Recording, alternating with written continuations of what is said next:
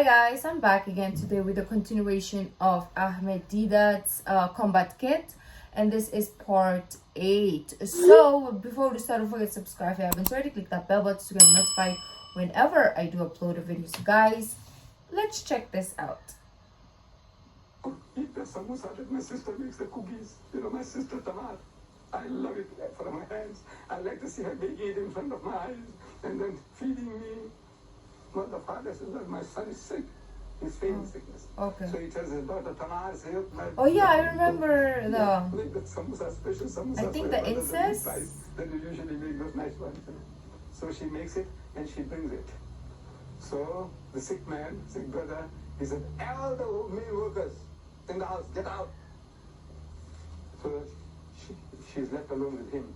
So he closes the door and he rapes his sister. Brother raping sister is there in the book of God. Then you go further on, page 292, write down the E,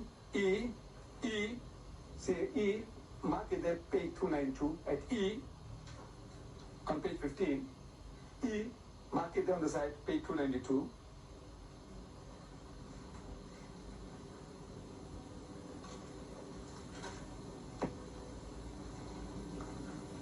Page 292, just mark it there at E, page 292. Yes, my sister, you read it. You read it, yes. Yes. E, read it aloud. So he set up a tent for Absalom, another son of David. And in sight of everyone, Absalom went in and had intercourse with his father's concubine. Right.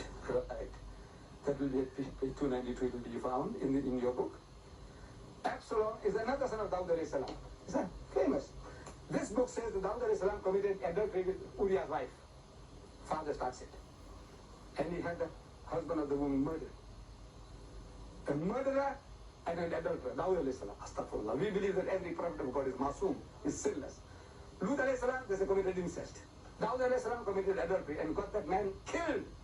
He's a murderer and an adulterer. Now his sons following in the footsteps. One son he goes and rapes his sister, and another son, in the absence of the father, he puts a flat on the flat roof of the palace.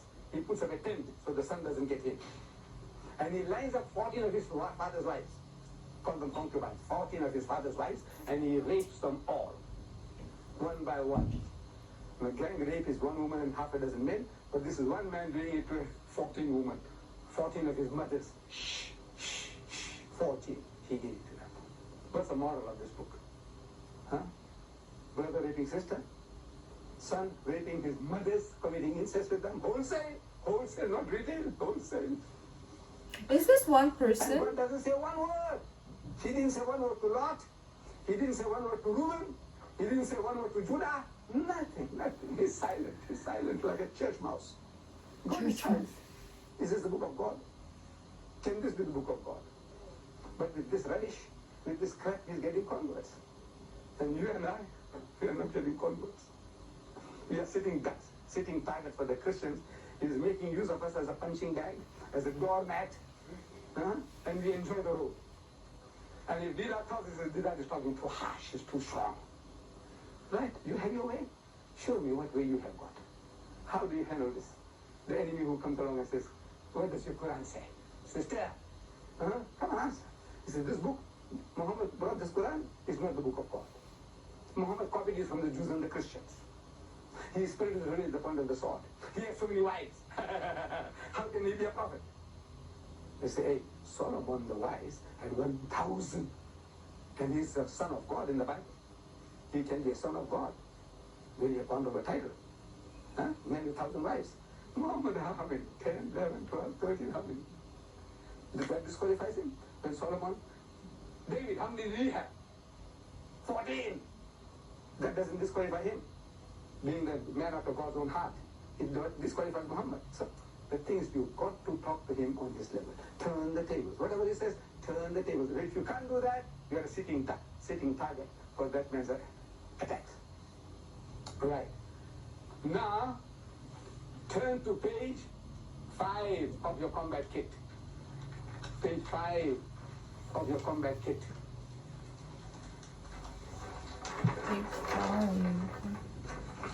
Page 5 of your combat kit.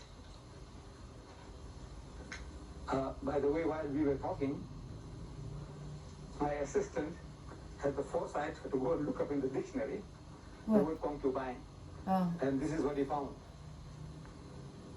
Concubine is a noun, number first meaning in polygamous societies as secondary wife.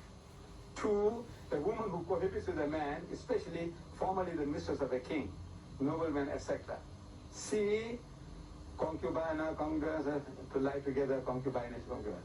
No, it means the same thing. That's a man, according to your system, you are allowed up to 4 wives, right? So the guy will say that one is a reputed wife of yours, and the others are concubines. But in the sight of Allah and the sight of society, if you legally marry those women, they are your wives. But the law says, no, they are not your wives. You can only have one wife by law. All these others are your concubines. Call it what you like, but the fact is that she is your wife, if you are legally married. Right, so page 5,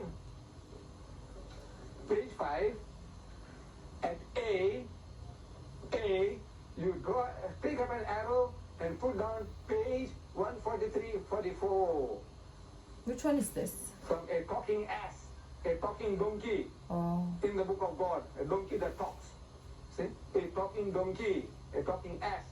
Take up an arrow from A, take it up like this here, and put on page 143-4, 143 and 4. You'll find a talking donkey in the Bible. What do I see? I'm going ahead, but I'm reading like the ones down there, and The donkey that talks.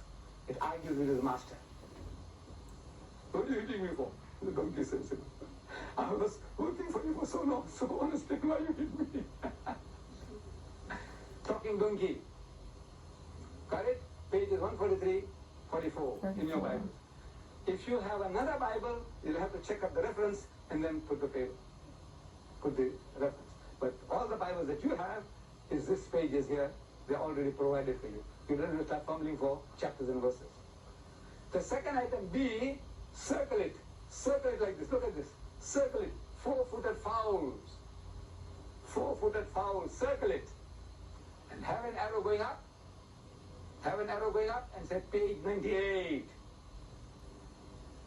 The chicken with 4 legs. In the book of God. God inside. Chickens. These chickens, some of them have 4 legs. Chicken with 4 legs. 4-footed fowl.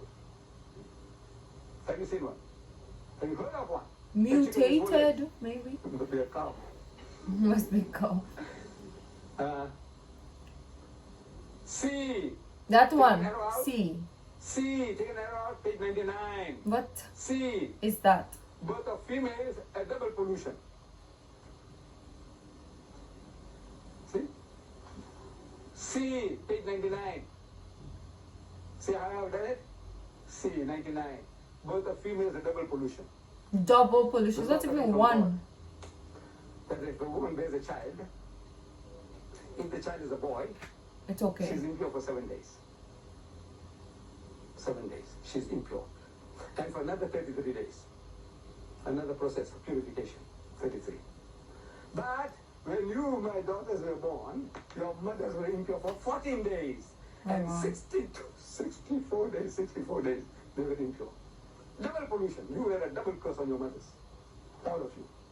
According to the Holy Bible. You were a double curse. I says, physiologically, what is the difference between the birth, the baby, carrying of a baby boy or a baby girl? What's the difference? Can God be the inspirer of this law? That for you, women, they always talk about women, you know, in Islam, I say, hey, your God Almighty victimized you from the very birth, man. You woman, you're talking? You are a double curse on your mother. So should be. So, if your brother is born to your mother, she would be impure for 7 days, but for you, 14 days. Twice the pollution. And why pollution? Filter rubbish. According to your book of God. Right. D. Circle it. D. Shangar kills 600 with an ox goad. And arrow coming out from the circle. Page 223. Page 223. Circle that. Shangar kills 600 with an ox goad.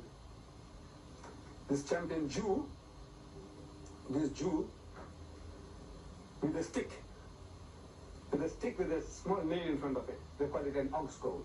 They use it for goading the ox. Then when the poor thing is being slow, they prod it. They call it an ox goad. In Gujarati, it's a parani. I have seen it being used in India. Oh. You know, when the ox is being, you can prod with a small nail. Called an ox goad. Goading the ox. Oh, that was it. I really wanted to. How do you say this? Like, I really wanted to hear the continuation of that. And there are some verses that are really absurd, and very questionable. But why do we skip through those? And I bet that most people, if you ask them about these verses, they don't know, because we only memorize the good ones, like, for God so loved the world that he gave his only son, and whosoever believes in him shall not perish but have everlasting life. So, like, verses like that, they will let you memorize. But the ones that I've seen thus far in this combat kit, I've never come across them yet. Or maybe if I did, I didn't quite understand the whole thing, right? Because when you go to church, what happens is there is a topic. Like, for example, today we're talking about love. And they will take verses that is about love and then put it into the sermon, put it into the lesson of the day. But it's never like, oh, today we're going to do Genesis from 1 to however verses there is. It's never like one. We don't sit and analyze every verse one by one. It's mostly maybe the theologians will do that. But as a civilian or just a regular person who goes to church, it's never a thing. And I don't know if somebody has actually come across those verses and asked questions, or do they just brush it off and think it meant something. I'm not so sure, because yeah, I don't know where I put my Bible back in school, because I went to a Baptist school. And of course we have the King James Bible. Oh, where is that? If I remember, I'm gonna search for it. We did a lot of highlights or maybe I did a lot of highlights. No, we did a lot of highlights in the Bible, because every month we're supposed to memorize Bible verses, and they will give you the things to memorize that month. Like, for example, this month you're gonna memorize Genesis 1 to 12, and that's it. And then next month you're gonna memorize Corinthians chapter 25 verse 1 to 16, something like that. So it's usually given to you what to memorize or what to digest, right? It's never by choice. So maybe that's why we never come across those words and those verses. But yeah, I'm interested to look for my Bible, because I want to see what I was memorizing back in the days. Probably it's not around anymore. I'm not sure where I would have put it. But let me know what you guys thought of this episode specifically. It was very, if you saw my face, I was kind of like out of it, because it's just crazy to see how there's so many absurdities, but we brush it off as human. Like, it's so,